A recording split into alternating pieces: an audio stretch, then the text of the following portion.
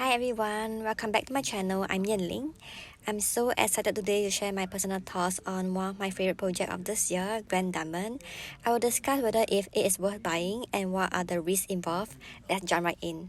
So Granddunman is located just next to Dakota MRT station and it features a total of 1008 units. I won't go so much into details as you can actually find all this information including the floor plans in the brochure. One concern that most people have when they look at the project information is parking. So Granddunman actually offers one-to-one parking, therefore there will be plenty of space for you to park your car. And this is the site plan for Granddunman. It's actually sitting on a huge size area of 25,000 square meters. There are different types of unit mixes in this development, but please note that there are no 2-bed 2-bath unit in this development. If you are considering a 2-bedroom unit, you may want to consider the 2-bed 1-bath option or 2-bed 2-bath plus study options. There are also a few dual key units option for 2-bedder, which I personally don't think are practical for your own stay unless you are buying it for investments and plan to rent them out. If you need advice on which floor plan I'm facing offers a better investment potential, feel free to reach out to me, I will share them with you. Now, let's dive into the main topic that buyers often ask about. Is Granddunman worth buying and what are the risks involved? Let's start with the advantages. One of the biggest strengths is the location.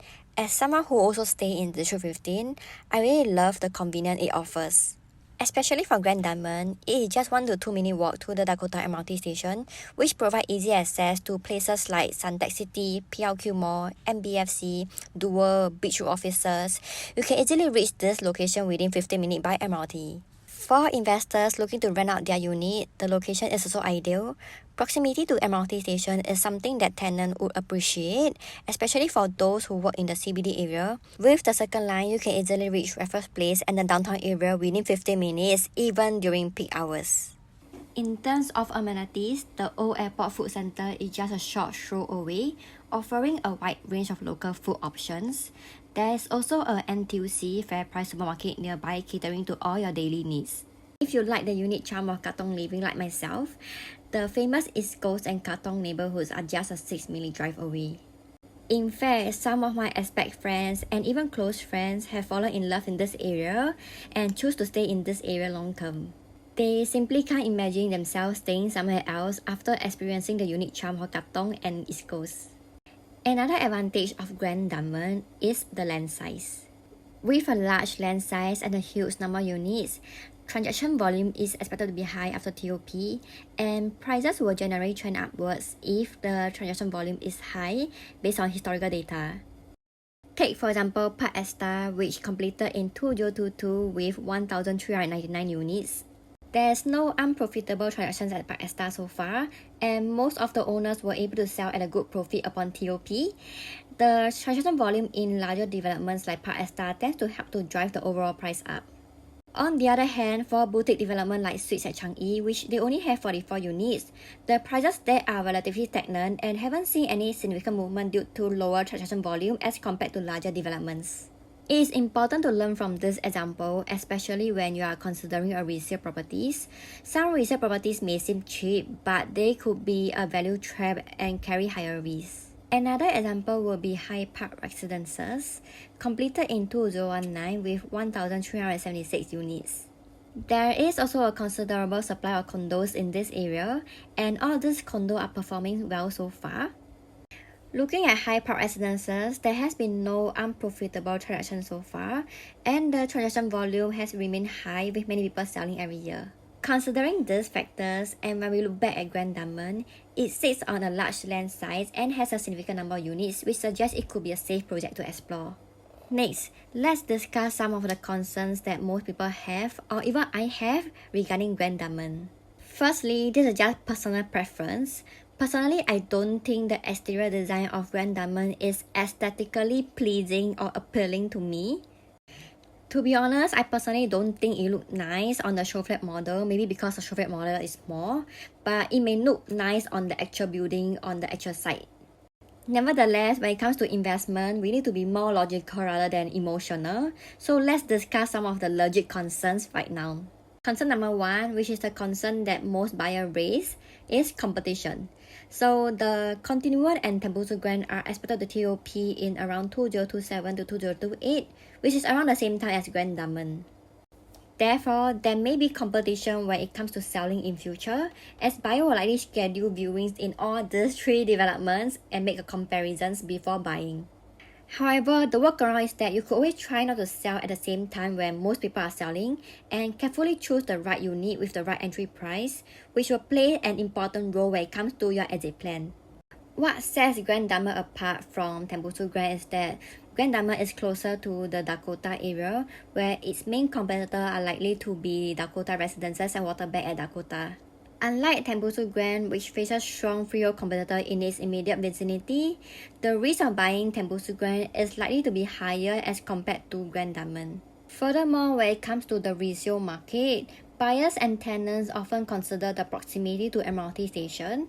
Granddunman is the closest to the MRT station among all the three developments. And the best thing is that the MRT station is underground, eliminating concerns about unit facing the MRT track, which is something resale buyers tend to worry about. Moving on, what sets Granddunman apart from the Continuum is that the Continuum is a freehold development and it targets a different market segment due to its pricing.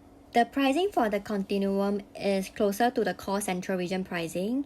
Therefore, the Granddunman pricing is likely to be more digestible and is expected to cater to a larger audience when it comes to price range.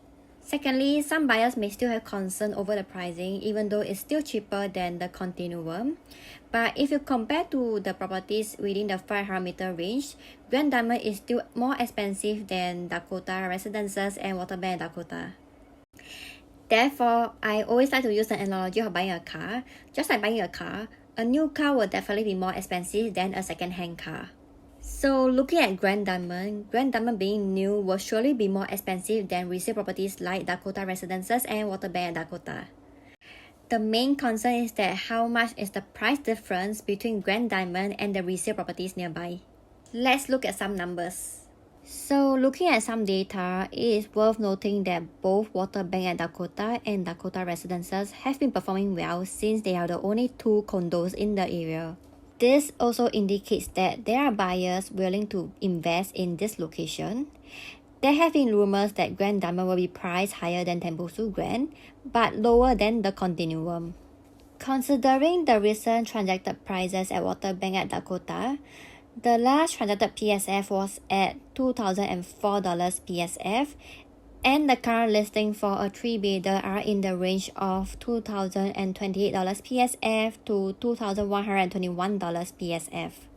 Since Waterbank has around 85 years left on its lease, if we divide the last transacted price by 85 years and multiply it by 99 years for a new 99-year lease at Granddunman, we will get around $2,334 PSF. Similarly, if we divide the current asking price by 85 years and multiply it by 99 years, we will get around $2,362 PSF. And do take note that this PSF is excluding the inflation costs. Although the indicative price for Granddunman is not out yet at the time when I recorded this video, but considering the resale prices in the vicinity, I think that it's more worthwhile to purchase a new unit at Granddunman in the price range of 2.3 to 2.5k PSF rather than buying a resale unit nearby. Because sometimes resale do comes with other costs as well, such as your renovation costs. So, would I purchase Granddunman? I always ask myself this question as if I were the buyer before recommending a property to others. Personally, I think if the price is right, Granddunman checks most of the criteria I would look out for. It is close to MRT station and offers a large development with potential transaction volume in future.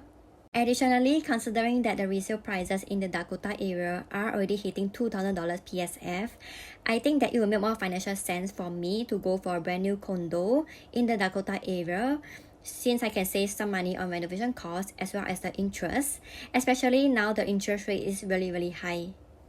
Last but not least, it is still important to assess your personal preference and financial situation before making a decision. Also, some of the floor plan at Granddunman may not be that great, so please be more mindful when it comes to choosing a unit. Before I end the video, if you are interested to visit the show flat to get a feel of it and to discuss which are the better unit to choose, feel free to make an appointment with me. Thank you and see you there. Bye!